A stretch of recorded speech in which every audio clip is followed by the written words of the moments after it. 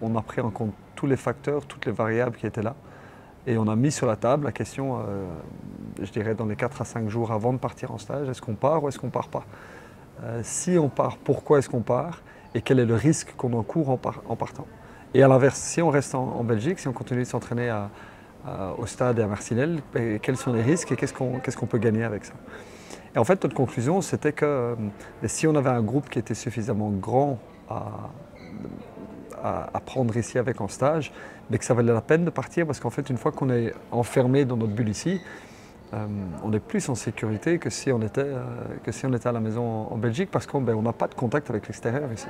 Ce n'est qu'entre nous, donc une fois qu'on savait que tout le monde était négatif, et oui, on a eu le problème avec Marco, avec Joris, avec Stelios et avec Bayo dans un premier temps, ils ont été coincés là où ils étaient. Et donc on les a récupérés sur le tard, ou alors Stelios et Marco, ils rentrent en Belgique et ils vont être pris en charge là par un membre du staff qui est en Belgique. Mais donc nous, on a vraiment pesé le pour et le contre, parce qu'on sait qu'on a une responsabilité, pas juste vis-à-vis de nous-mêmes entre nous, mais on a aussi une responsabilité vis-à-vis de nos familles, vis-à-vis des proches, on doit garder tout le monde en sécurité au niveau sanitaire. Bon, il y avait plusieurs possibilités quand on a commencé à évaluer avec Mehdi, avec Pierre-Yves, les différentes destinations. Évidemment, l'aspect climatique d'abord, d'être certain qu'on allait avoir ou d'essayer de garantir, ça n'a pas nécessairement été le cas hier et même cet après-midi. Mais on veut que le climat soit le plus propice possible à pouvoir s'entraîner, ça c'est une chose. Mais aussi au niveau des infrastructures, et on sait qu'ici en Turquie, la qualité des infrastructures, la qualité des terrains est généralement meilleure que ce qu'on a connu par le passé en Espagne. Ces moments de stage sont des moments précieux pour tout le monde, que ce soit pour les joueurs, que ce soit pour le staff.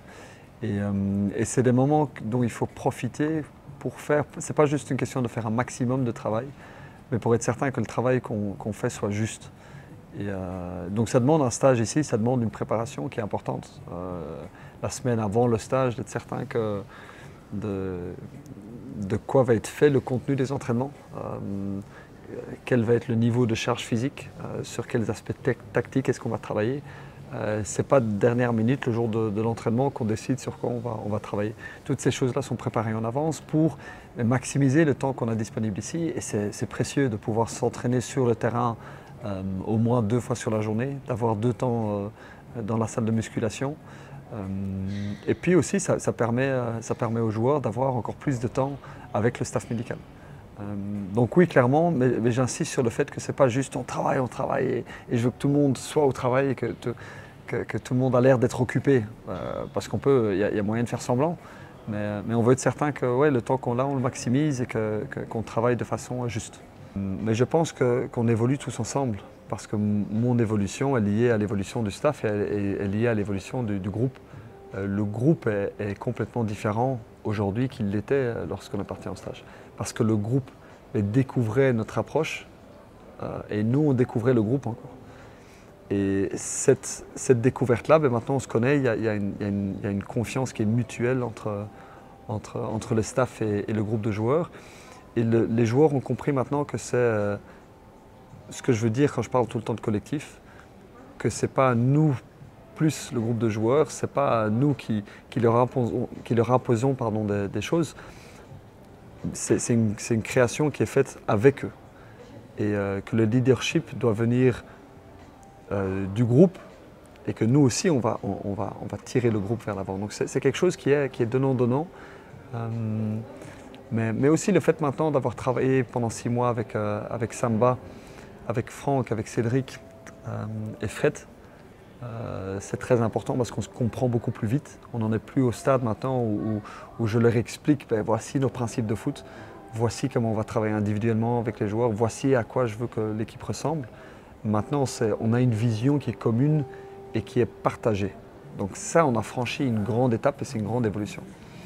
En plus de ça, l'intégration avec notre équipe d'analystes de Nico, Baptiste et Damien est forte. Et donc il y a une belle complémentarité entre les 2 staffs maintenant. Ce qui fait qu'aujourd'hui, on est déjà à un stade où on peut être créatif ensemble. Et ce qui n'était pas le cas encore là, à ce moment-là, parce qu'on posait vraiment juste les bases, les fondations, c'est quoi l'ABC. On est plus loin que ça aujourd'hui, et donc c'est riche parce que l'apport de chacun est beaucoup plus grand. Et j'insiste l'apport vraiment de chacun, que ce soit de Fred Renot, le préparateur physique, parce qu'il sait dans quelle direction il peut spécifier vraiment son travail et son apport, que l'apport de Franck et de Samba aussi. Donc l'évolution, elle est collective, et de même avec Mehdi et Pierre-Yves, le partage qu'on a, les échanges qu'on a, on est encore plus alignés qu'on ne l'était au moment de partir en stage cet été. Je dirais que le bilan, maintenant qu'on approche tout doucement vers la fin du stage, est positif. Pourquoi? Parce que la charge physique a été excellente. On a rechargé les joueurs, et c'est une question ici de recharger et pas juste de charger, ce qu'on a fait pendant le stage d'été. Ici, là, on recharge parce qu'il y a une base qui est bonne. Mais il y a aussi, et c'est dû à la situation d'avoir perdu 4 joueurs au Covid et qui n'ont pas pu être avec nous, mais on a quelques jeunes en plus. Et donc le groupe est très très jeune. Et en plus de ça, on a des nouveaux transferts qui arrivent et qui, eux, sont à un autre niveau physiquement.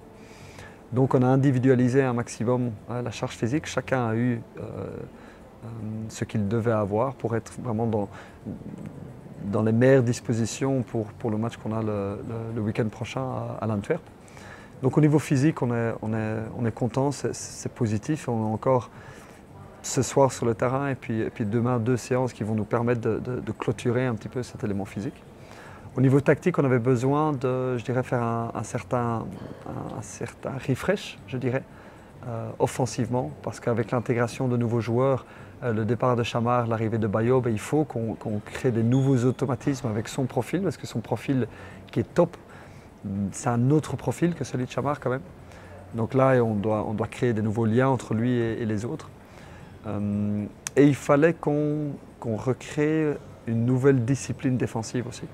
C'était un des points pour nous de travail sur la fin de 2021, c'est qu'en décembre, fin novembre, je dirais, on a perdu une certaine agressivité, mais une certaine rigueur défensive aussi.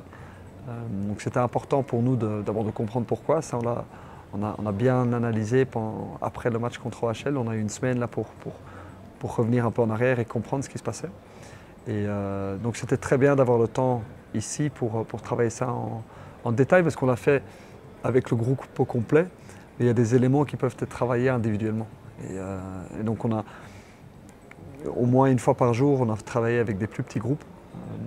Et donc là aussi, au niveau tactique, et c'est lié à l'aspect technique, mais au niveau tactique, on a aussi, je pense, posé des nouvelles bases qui vont nous servir pour faire la fin de saison qu'on veut. Il nous reste 13 matchs maintenant et on veut mieux réussir les 13 matchs qui viennent que les 13 derniers matchs qu'on a eu en 2021.